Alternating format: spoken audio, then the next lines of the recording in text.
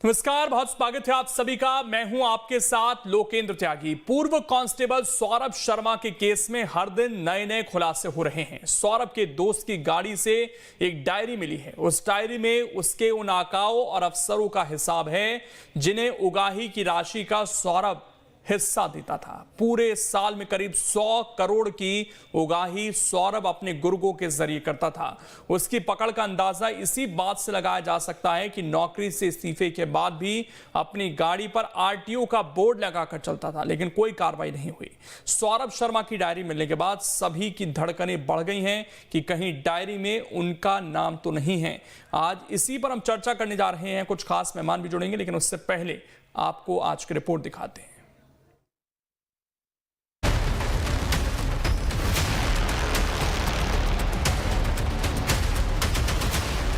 मध्य प्रदेश के भोपाल में retired RTO constable Saurabh Sharma के ठिकानों पर बड़ी कार्रवाई हुई है, जिसके बाद से करप्शन की सिपाही निकले सौरभ शर्मा की मुश्किलें बढ़ गई हैं। काली कमाई के जरिए अधिकारियों के होश उड़ाने वाले सौरभ शर्मा के खिलाफ ईडी ने भी केस दर्ज कर लिया है। वहीं लोकायुक्त ने सौरभ शर्मा, चेतन गौर को आरोपी बनाया है और दोनों के खिलाफ समन भी जारी कर दिया गया है। चेतन सिंह गौर और इससे कनेक्टेड जो लोग हो सकते हैं और इनके परिवार के सदस्यों को और सौरभ शर्मा को समन्स जारी किया गया है ताकि वो विवेचना में कार्यालय में उपस्थित होकर अपने बयान दें। आरोपी सौरभ शर्मा के खिलाफ जांच का दायरा बढ़ता जा रहा है, लेकिन यहां एजेंसियों को खास कामयाबी उस वक्त मिली जब सौरभ के दोस्त की गाड़ी से एक डायरी मिली। ये वही डायरी है जिसमें सौरभ के उन आकाओं और अफसरों का हिसाब है जिन्हें वो उगाही की राशि का हिस्सा देता था। इतना ही नहीं, न्यूज स्टेट की टीम ग्वालियर के परिवहन आयुक्त कार्यालय भी पहुंची, जहां नियुक्ति के बाद सौरभ शर्मा ने पैसा बनाने के सारे हथकंडे सीखे। लेकिन सौरभ का मामला सामने आने के बाद दफ्तर में कोई बोलने के लिए तैयार नहीं। सब इसी दहशत में है कहीं डायरी में उनका नाम ना लिखा हो। इसी दफ्तर के बलबूते पे तो किया और यहीं से उसने वसूली का ऐसा खेल रचा जिसने न केवल सौरभ को बल्कि तमाम अधिकारियों पर सवाल खड़े कर दिए। डायरियां मिली हैं, मांग हो रही है कि जांच होना चाहिए। डायरी की अगर जांच हो गई तो आप सोच सकते हैं कितने लोगों के नाम इसमें आ जाएंगे। पूर्व कांस्टेबल सौरभ शर्मा की डायरी मिलने के बाद उसका पूरा नेक्सस सामने आ गया है। इसके बाद उससे जुड़े लोगों की नींद उड़ गई है।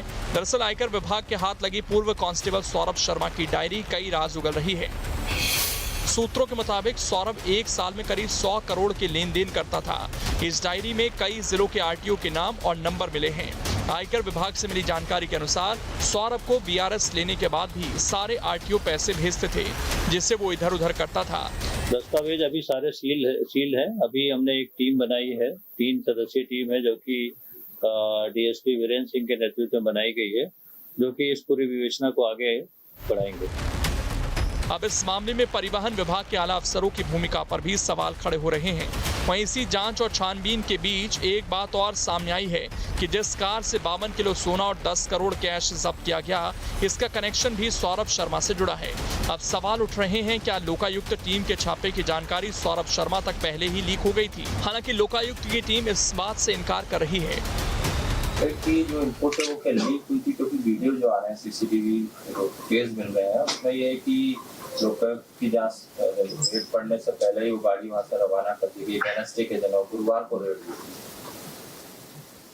मेरी जानकारी में तो हमारे लोगों से कहीं लीक नहीं हुई। चलिए करप्शन के इस कलयुगी कुबेर की काली कमाई के बारे में भी जान लीजिए। सौरभ शर्मा के ठिकानों पर हुई छापेमारी में 7 करोड़ से ज्यादा कैश बरामद किया गया। टीम ने करीब 52 किलो सोना भी जब्त किया, जिसकी कीमत करीब 40 करोड़ 47 लाख रुपए है। 234 किलो चांदी फर्श के अंदर से मिली, जिसकी कीमत करीब 2 करोड़ 10 लाख है। इसके साथ 17 लाख की ब्रांडेड घड़ियां, 15 लाख के पर्स और 11 लाख की हीरे की अंगूठी भी ईडी की टीम ने जब्त की।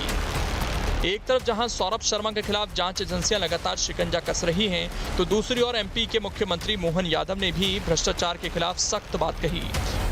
हमारी सरकार ने कई सारे सरकार के गठन होने के साथ कठोर निर्णय लिए, जिसमें एक बड़ा निर्णय लिया, सभी टोल बैरियर पर जो वसूली चलती थी या टोल पे शिकायतें थी, हमने सबको अपनी सरकार ने बंद किए और हमारा प्रयास रहेगा कि हम किसी भी हालत में किसी तरह के भी करप्शन को बर्दाश्त नहीं करेंगे। इसमें जिस स्तर पे भी कार्रवाई करना लगातार हमारी सरकार ये कार्रवाई करती रहेगी।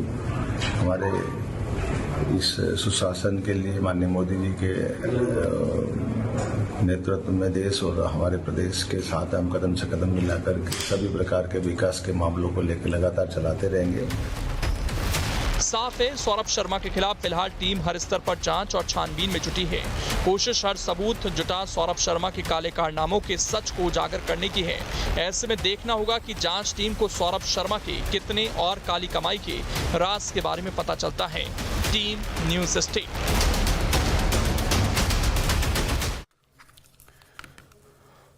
तो आप जितना सोच नहीं सकते उससे ज्यादा संपत्ति इसके पास है और कहीं ना कहीं उससे ज्यादा इसके कॉन्टैक्ट्स थे, इसीलिए तो ये आसानी से बचता रहा। और इस दौरान ऐसा नहीं था कि सरकारें बदली नहीं, इस दौरान सरकार कमलनाथ की भी आई, इसके बाद बीजेपी की भी आई और अब जाकर जो है एक्शन होता हुआ दिखाई दिया है। हमारे साथ कुछ खास मेहमान हैं। कैलाश थापक जी हैं, पूर्व आरटीओ हैं मध्य प्रदेश के। जयंत वर्मा जी हैं, वरिष्ठ पत्रकार हैं। डॉक्टर बानी अहलूवालिया जी हैं, प्रवक्ता हैं बीजेपी की। और जितेंद्र मिश्रा जी हैं, प्रवक्ता हैं कांग्रेस के। आप सभी का बहुत बहुत स्वागत है। सबसे पहले शुरुआत कैलाश जी मैं आपसे ही करना चाह रहा हूं, क्योंकि बहुत सारे लोगों के जहन में सवाल आ रहे हैं कि भाई 100 करोड़ का लेन देन, देखिए वो डायरी में नाम तो आए नहीं सामने और शायद कभी आए भी ना, लेकिन फिर भी ये इतने बड़े स्तर पर लेन देन यहाँ पर हो रहा है। क्या आप समझते हैं कैसे पूरा खेल रचा गया होगा? अगर चेक पोस्ट थे भी तो उसमें इतना बड़ा साम्राज्य किसी ने कैसे खड़ा किया? सौरभ शर्मा का प्रश्न है। सौरभ शर्मा को एक कांस्टेबल के रूप में अनुकंपा नियुक्ति मिली थी, जिसमें वो लगभग 5 साल अपने पद पर रहा। उस समय उसकी बेसिक सैलरी 1500 से 1900 रुपए पर मंथ के हिसाब से रही। 25,000 रुपए या 30,000 रुपए के आसपास उसको वेतन मिलता रहा होगा। यहाँ तक मैं समझ रहा हूँ ट्रांसपोर्ट में एक कांस्टेबल, ये पहली बार मैं सुन के ये हतप्रभ हूँ कि उसके पास इतना पैसा है या उसके पास आया या उसके पजेशन से भरा हुआ। उसके ऊपर हेड कांस्टेबल है, एएसआई है, सब इंस्पेक्टर है, इंस्पेक्टर है, उसके ऊपर आरटीओ है, डिप्टी ट्रांसपोर्ट कमिश्नर है, आईपीएस ग्रेड के अधिकारी हैं, एडिशनल ट्रांसपोर्ट कमिश्नर हैं, एडिशनल डीजी ग्रेड के अधिकारी हैं, ट्रांसपोर्ट कमिश्नर हैं, डीजी ग्रेड के अधिकारी हैं। जहाँ तक मैं समझ पा रहा हूँ, मैं ये नहीं कहता कि उसने करप्शन नहीं किया होगा, करप्शन किया होगा, लेकिन करप्शन से इतना पैसा नहीं कमाया जा सकता।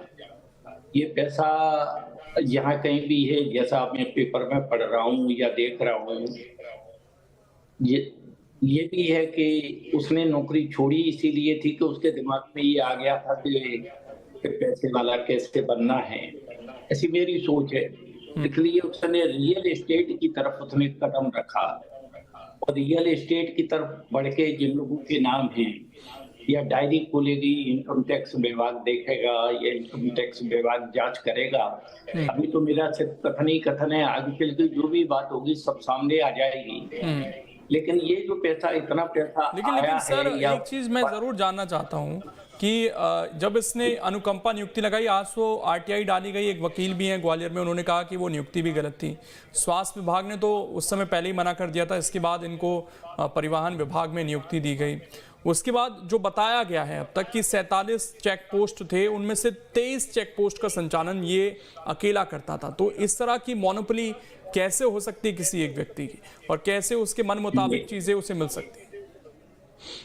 देखिए, मुझे तो रिटायर हुए लगभग 10-12 साल से ऊपर हो गए।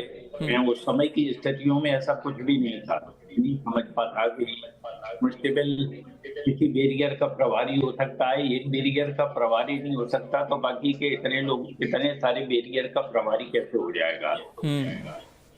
तो जहाँ तक मेरी अपनी सोच है, उसने ये पैसा रियल एस्टेट की तरफ ध्यान करके, मैं क्योंकि ये टॉपिक या ये वक्त नहीं है कि इस पे चर्चा करें। जो लोग समझदार होते हैं वो पहले से भाप लेते हैं, यहाँ नेशनल हाईवे निकल रहा है या यहाँ एयरपोर्ट बनना है, जब लोगों को पहले से भनक लग जाती है तो उसके पास ही बहुत सारी लैंड खरीद लेते हैं और वो लैंड सर बेच लैंड करके खरीदना भी एक आम व्यक्ति, जैसे आपने बताया कि 25-30 हजार रुपए में तो लैंड नहीं आती है, उस सैलरी में नहीं, तो नहीं, एक कमरे का घर नहीं खरीद पाता आदमी, तो ये बिल्कुल इतना बड़ा बन जाना भी बहुत सवाल है। लेकिन बहरहाल मैं आता हूँ सर आपके पास, हमारे साथ वाणी जी जुड़ी हुई हैं। वाणी जी, मुख्यमंत्री का इसमें देखिए बहुत स्पष्ट चीजें दिखी हैं, चेक पोस्ट बंद करना हो या उसके बाद जो अब तक एक्शन होता हुआ दिखाई दिया, वर्तमान में तो हम देख रहे हैं कि सख्ती दिख रही है, लेकिन आज जब वो डायरी की बात कही जा रही है, 100 करोड़ के लेन देन की बात कही जा रही है, उस समय कौन अधिकारी थे,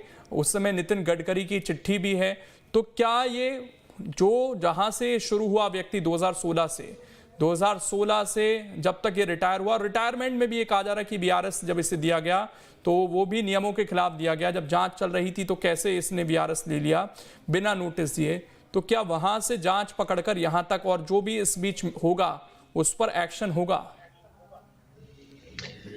सबसे पहले तो दर्शकों को नमस्कार करूंगी और मेरे साथ जो आप सब वरिष्ठ हैं आप सबको भी प्रणाम करती हूँ।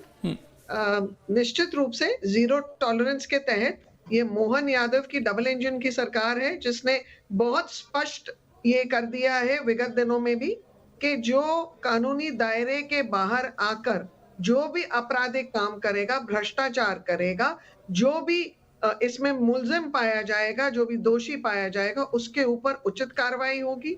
इससे दिशा बहुत स्पष्ट और साफ है कि मोहन यादव जी की मंशा और दिशा इस प्रदेश में सुशासन के लिए है, अच्छे नैतिकता से कार्य करने के लिए है, और ये सावधानी सभी जितने भी अफसर हैं, जो भी हमारे अधिकारी हैं, जो हमारे पूरे एडमिनिस्ट्रेटिव फ्रेमवर्क है, उसमें ये बहुत स्पष्ट निर्देश है कि ऐसे कृत्य करने की हिम्मत ना करें, क्योंकि उन्हें उनके ऊपर जो भी इन्वेस्टिगेशन होंगे निष्पक्ष होंगे और एक्शन ली जाएगी। लेकिन ये सवाल तो है कि जो इसमें अगर खुद नितिन गडकरी को आना पड़ा बीच में और पिछली सरकार भी आप लोगों की थी, तो इसलिए सवाल उठेंगे कि क्या आपकी सरकार में जो लोग रहे उस समय विभागों में, क्या उन पर एक्शन अब देखा जाएगा? क्योंकि फिर पूर्ववर्ती सरकार सवालों की घेरे में आएगी। पत्र है, बात सुनिए ना जी, नितिन गडकरी जी का पत्र है, नामक पत्र है, तो हमें अभी कंटेंट्स नहीं पता, पूरी इन्वेस्टिगेशन होने दीजिए। हम भ्रम फैलाएं और हम कुछ और कमेंट कर दें जो आपत्तिजनक हो, वो उचित नहीं है। वो हमें नहीं करना चाहिए। आप निष्पक्ष जांच होने दीजिए। क्या पत्र है? हाँ, नितिन गडकरी ने चेक पोस्ट को लेकर कहा था ना कि वहां गड़बड़ियां हो रही हैं। आपके पास क्या पत्र का जी मेरे पास पत्र है, बिल्कुल मेरे पास पत्र है और वो पूरे मीडिया में छपा हुआ है मैडम।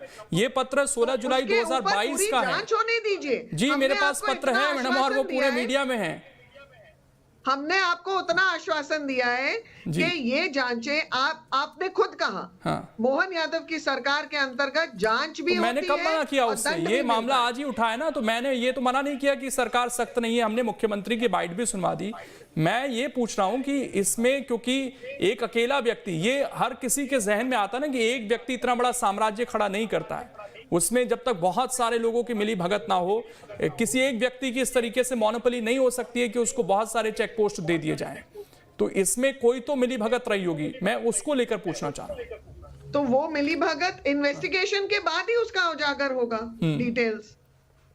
हाँ ठीक है, लेकिन इसमें सवाल कांग्रेस से भी पूछे जा रहे हैं जितेंद्र जी, क्योंकि कमलनाथ की सरकार भी रही उस दौरान 18 महीने का कुछ समय रहा, तो उस समय भी इसका जिक्र था और ये व्यक्ति पूरा फल फूल रहा था, तो उस समय आपकी नजर में नहीं आए। और सवाल यह है कि जो परिवहन मंत्री उस समय आपकी सरकार में थे, आगे भी उन्होंने कंटिन्यू किया, आज आप दीपक महस के सवाल उठा रहे हैं, तो उस समय ये क्या चीजें नहीं पकड़ पाए थे आप लोग? देखिए 2-3 चीजें अभी निकल के सामने आई हैं। एक तो पूर्व आरटीओ का बयान मैंने सुना, उन्होंने कहा कि एक कांस्टेबल की इतनी हैसियत नहीं है कि इतना बड़ा अंपायर खड़ा कर ले। दूसरा मैंने वाणी जी को सुना जो आपसे कह रहे थे कि पत्र है क्या आपके पास, वो अगर पत्र नहीं होता तो कहती कि ऐसा कुछ लिखा ही नहीं उसमें जैसा आप बता रहे। वो तो संयोग से पत्र आपने अपने पास रखा और ये आपकी तैयारी थी आपको मालूम था कि सरकार के लोग ये कहेंगे कि कोई पत्र है तो आप दिखाइए। हो सकता है वाणी जी ये कहें कि ये जो 52 किलो सोना 54 किलो सोना पकड़ा गया है, 2.5 क्विंटल चांदी पकड़ी गई है, 10 करोड़ एक जगह से, 2 करोड़ एक जगह से, इसके सबूत भी आपसे मांगने लगे। होता क्या है, इस बात को सारा का सारा पैनल इस समझने का प्रयास कर रहा है और इस बात को स्वीकार करना पड़ेगा कि बिना संरक्षण के सरकार के इतना बड़ा घोटाला नहीं हो सकता, इतना बड़ा भ्रष्टाचार नहीं हो सकता। नहीं तो सरकार तो कांग्रेस की भी थी ना सर जितेंद्र जी। नहीं, देखिए सवाल इस बात का, आप भी लाइन से अलग जा रहे हैं। नहीं, मैं बिल्कुल लाइन से अलग 20 सालों से क्या 20 सालों से भारतीय जनता पार्टी की सरकार है। बिल्कुल है। 12 महीने हमारे पास रहे। हाँ। मैं आपको ये बताने का काम कर रहा हूं कि इसमें भ्रष्टाचार किसने किया है। एक कांस्टेबल का पैसा जब तक मंत्रालय तक नहीं जाएगा, जब तक संबंधित मंत्री तक नहीं जाएगा, उसकी मजाल है क्या, उसकी हैसियत है क्या इतना बड़ा भ्रष्टाचार कर ले। हम लगातार कहते रहे कि भ्रष्टाचारी सरकार है भारतीय जनता पार्टी की। वाणी जी कह रही है कि अभी जो 1 साल मुख्यमंत्री बने हुआ है, इन्होंने फैसला लिया है कि भ्रष्टाचार नहीं होने देंगे। तो जो 20 सालों से आप सरकार में बैठे थे, कम से कम पूर्ववर्ती सरकारों ने किया है नहीं किया, उन्होंने चेक पोस्ट तो कम से कम बंद किए। नहीं, मैं आपसे पूछ रहा हूँ, 20 सालों से सरकार में थे, बीजेपी उन्होंने कोई फैसला नहीं लिया क्या? कुछ समय कमलनाथ भी मुख्यमंत्री, सरकार तो आपकी थी ना। हाँ, मैं उस टेन्योर को लेकर आपसे सवाल पूछ रहा हूँ। आज प्रेस कॉन्फ्रेंस मैंने आपसे ये बता दिया, सुनिए, मेरा ये कहना है कि सारी चीजें हमने आंकड़ों के साथ रख दी हैं। राजेश शर्मा कौन है, सौरभ कौन है, सारी चीजें आपके सामने है। इकबाल सिंह बैस को भी इसमें मुलजिम बनाया जाना चाहिए, क्योंकि कहीं ना कहीं राजेश शर्मा जो काम कर रहे हैं ये क्या है और इस जमीन के पीछे लेन देन क्या है, किस तरीके से एग्रीमेंट हुआ, किस तरीके से जेबी हुई, इसको बताने की जरूरत नहीं है। सारा का सारा रिकॉर्ड आपके सामने। एक कांस्टेबल और एक छोटा ठेकेदार राजेश शर्मा क्या एनजीटी के मापदंड बदल सकता है, एनजीटी के नाम्स बदल सकता है? किसी भी नदी के किनारे 300 मीटर तक निर्माण नहीं हो सकता। और ये जो जमीन कुणाल बिल्डर से लेकर के कहां होती हुई राजेश शर्मा के पास आई है, इसमें तो 30 मीटर और 40 मीटर दूर पर उन्होंने टीवी गिफ्ट कर दिए। मतलब ये कोई छोटी मोटी चीज तो थी नहीं। मैं बीच में रोकना चाहूंगी जी, जल्दी से वाणी जी रखिए, फिर मैं पत्रकार हमारे साथ जुड़े हुए हैं। मैं साधुवाद देती हूँ कांग्रेस प्रवक्ता को कि इन्होंने स्वीकारा कि छोटे व्यक्ति से ऊपर तक तारे जुड़ी होती हैं। तो भाई साहब फिर प्रवीण कक्कड़ जी, मंगलानी जी और अश्विनी शर्मा जी, इनके यहाँ जो 52 स्थानों पर रेड पड़ा था, तो कमलनाथ जी को कितना परसेंटेज दिया होगा इन्होंने? और दूसरा, धीरज साहू जी 300 करोड़ जब्त हुआ था रेड्स में, तो राहुल गांधी को कितना गया था? बहुत अच्छा अनुभव है, इसलिए आप ऐसा बयान दे सकते हैं। इसलिए ये दर्शाता है कि कांग्रेस भ्रष्टाचार में लिप्त थी, कांग्रेस भ्रष्टाचार करती रही है। अब मैं एक रिएक्शन जयंत वर्मा जी से इसका लेना चाहता हूं। एक सिपाही 23 जगहों पर वसूली करता है, 23 नाके एक कांस्टेबल के हवाले कर दिए जाते। क्या लगाव है आपका उस कांस्टेबल के साथ? इस बात को बताना पड़ेगा। मैं कह रहा हूँ आपसे कि सवाल का जवाब सवाल नहीं होता है। आपको नहीं, आपकी सरकार के ऊपर आरोप है। अच्छी बात है, आपने एक कांग्रेसी प्रवक्ता होने के नाते अपने वरिष्ठ नेताओं के ऊपर उंगली उठाइए और उनके ऊपर कार्रवाई के भ्रष्टाचार में शामिल है, दोष किया है। आपको बताना पड़ेगी किसी के अंदर तो इतना कलेजा था। मंत्री नहीं, वो तो इस भ्रष्टाचार में शामिल है, राज खुले जरूर, और वो 100 करोड़ का ट्रांजैक्शन कहां हो रहा था। लेकिन जयंत वर्मा जी, ऐसे बहुत सारे केस हमने पूरे देश में, मध्य प्रदेश में देखे हैं। ऐसी बहुत सारी, कभी कभी लाल डायरियों का जिक्र होता था। हाल में राजस्थान में हमने बड़ा सुना, लाल डायरी। आपको लगता है कि वो नाम सामने आएंगे, उस डायरी के जो चीजें हैं वो सामने आ पाएंगी?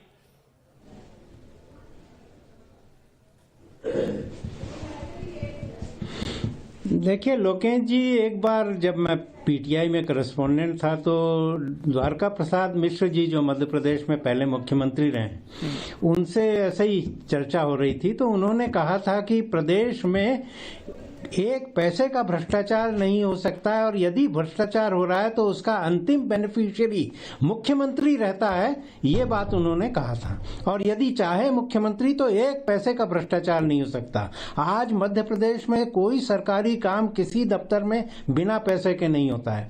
परिवहन विभाग का यदि एक छोटा सा अदना सा कर्मचारी कांस्टेबल यदि 10-20 करोड़ रुपए लाया है और 500 करोड़ की रिकवरी करता था, तो बिना मंत्री की परमिशन के होता नहीं है ये सारा कुछ। और जो शिवराज सिंह चौहान थे वो कहते थे जीरो टॉलरेंस है हमारा भ्रष्टाचार के प्रति, कमलनाथ जी भी कहते थे यही बात, और जीरो टॉलरेंस में इतना बड़ा भ्रष्टाचार निकल रहा है। अभी तो जो रजिस्ट्री होती है जमीनों की, उनके जितने सब रजिस्ट्रार हैं, एक एक के घर में आप 50-50 करोड़ निकाल लेंगे। तो 50 ऐसे डिपार्टमेंट है जहां के इंस्पेक्टरों के घर में 50 करोड़ रुपए ऐसे ही निकल आएगा। तो ऐसा तो है नहीं है कि बिना मंत्रियों के भ्रष्टाचार नहीं होता है। और कोई राष्ट्रीय स्वयंसेवक संघ का ऐसा कोई कार्यकर्ता नहीं जिसको नहीं मालूम है कि यहाँ भ्रष्टाचार हो रहा है। तो सरकार को तो सब मालूम रहता है, पर वो भ्रष्टाचार चलता है क्योंकि उसका बेनिफिट जो है वो सरकार को और संगठन को मिलता है। तो ये स्थिति है, और इसमें कहीं कुछ नहीं होने वाला है। ये सब मामला लीपापोती हो जाएगी। ये छोटे छोटे अदने से लोगों के खिलाफ कुछ कार्रवाई होगी और वो भी बचा लिए जाएंगे। सैकड़ों पहले भी ऐसे कई केसेस आए हैं जिनमें आज तक क्या नतीजा निकला आज तक कुछ पता नहीं चला है। और सबसे बड़ी बात तो ये है कि ये व्यक्ति अब दुबई में है, जिसकी बात कही जा रही थी कि ये 21 तारीख को वापस आने वाला है, ये वापस भी नहीं आया। तो अब ये एक और चैलेंज नहीं हो गया वाणी जी कि ये व्यक्ति बड़ा समय से विदेश भाग गया? हालांकि सवाल तो ये उठ रहे थे कि क्या इसको पहले से भनक लग गई थी, हालांकि उस पर सफाई आई कि नहीं हमारी तरफ से कोई लीक नहीं हुआ था, लेकिन एकदम से इसका विदेश चले जाना, उसके बाद ये पूरा मामला खुलना, इसको लेकर भी तो तरह तरह की थ्योरी निकलकर सामने आ रही है।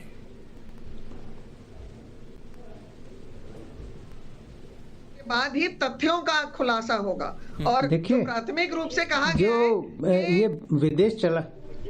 एक मिनट वाणी जी इस पर कंप्लीट कर ले। मैं ये जानना चाह रहा था ना वाणी जी कि अगर वो व्यक्ति ना आए विदेश से तो ये तो जांच और ज्यादा लटक नहीं जाएगी? होता नहीं है कि व्यक्ति ना आए विदेश से। जो फॉरेन मिनिस्ट्रीज होती हैं, जो ईडी है, उनके पास अहम कायदे कानून होते हैं जिनके तहत वो वहां से उनको वापस बुला सकते हैं, और ये अपने जो एनफोर्समेंट के तहत इनको जो एक्शंस लेने वो लेंगे। नहीं, वो तो फिर ऐसे हमने अभी देखा ना छत्तीसगढ़ में किस तरीके से महादेव घोटाला खुला, तो उसमें जो भी उनके प्रमोटर्स थे वो आज तक देश नहीं आ पाए। बहुत सारे नीरव मोदी की चर्चा होती है, बहुत सारे लोगों की इसी तरीके से चर्चा होती है। लेकिन मैं एक चीज यहाँ पर कुछ कहना चाह रहे हैं जितेंद्र जी, मैं आपसे रिएक्शन चर्चा है हम मोदी इरा में कर रहे हैं। हाँ, ये हमको ध्यान रखना है। ये राहुल गांधी और उनके वंशजों की शासन नहीं है जो जब घोटाले हुए और वो विदेश चले गए। मेरा सिर्फ इतना कहना है कि ये बताइए आप कि एक नई थ्योरी लाई है कि कैसे नहीं लौटेगा प्रदेश, जैसे इनसे चर्चा हो रही है उसकी। विजय माल्या को लौटा पाए आप? नीरव मोदी को लौटा पाए आप? किसको लौटा के आप लेकर के आए हैं? एक जवाब तो दीजिए आप। सौरभ शर्मा लौटेगा कि नहीं लौटेगा, इस बात की क्या गारंटी है आपके पास? आप किस बात की गारंटी है कि सौरभ शर्मा लौटेगा? सौरभ शर्मा को जानबूझकर विदेश भेजा गया ताकि उसकी गिरफ्तारी ना हो पाए और मामले को रफा दफा किया जा सके। यह सरकार की प्लानिंग है, सरकार में जुड़े लोगों की प्लानिंग है। और आज तो अभी एक नया खुलासा सुनने में आया है कि आरएसएस को भी मालूम था कि कितना पैसा कहाँ जा रहा है। इसलिए शुचिता की बात करने वाली भारतीय जनता पार्टी के साथ आरएसएस का भी जुड़ाव इसमें है। बड़ी खेद है आप लोग अभी आपके सामने वरिष्ठ पत्रकार जी ने स्पष्ट कर दिया कि आरएसएस के लोगों को भी मालूम है पैसा कहाँ जाता है। भारतीय जनता पार्टी की सरकार में बैठे लोगों को मालूम है कि कितना पैसा कहाँ से वसूलना है, और जानबूझ करके आपकी सरकार में जुड़े लोगों ने। देखिए, हम फिर ऐसे आरोप प्रत्यारोप में ना जाकर थोड़ा सा इंतजार जांच का भी करेंगे। लेकिन कैलाश जी, एक आखिरी सवाल सर मेरा आपसे, मैं थोड़ा ये जरूर समझना चाहता हूं कि जब आप रहे आरटीओ के अंदर तो ये जो चेक पोस्ट का पूरा मसला था ये काम कैसे करता था? इसमें अगर भ्रष्टाचार की ये चीजें निकलकर सामने आई तो ये उगाही कैसे होती थी कि खुद एक केंद्रीय मंत्री को चिट्ठी लिखनी पड़ी हो गड़बड़ियों को लेकर, वहां पर रिश्वतखोरी को लेकर? थोड़ा अगर आप समझा सकते हैं।